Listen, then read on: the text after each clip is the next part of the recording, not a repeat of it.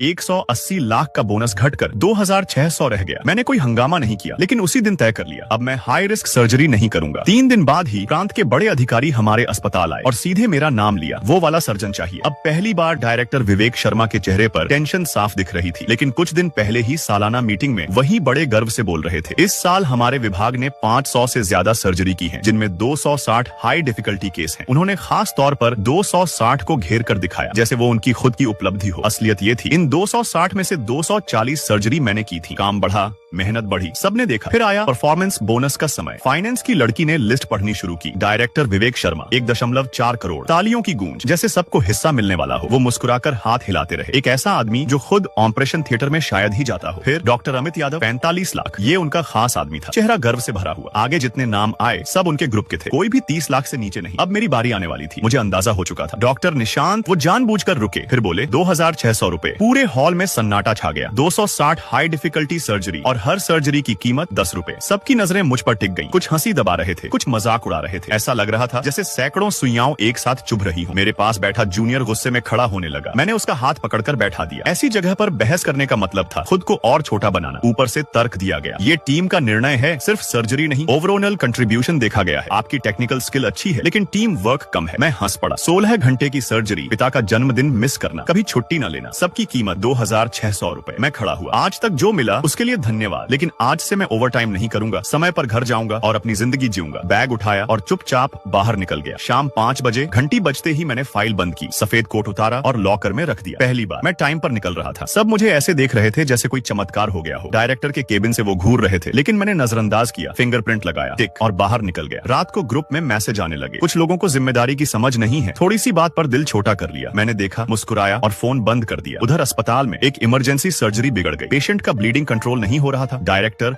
और उनका favourite doctor दोनों पसीने में भीगे खड़े थे, लेकिन ब्लीडिंग रुक ही नहीं रही थी। आखिर किसी ने कहा, ये केस सिर्फ वही संभाल सकता है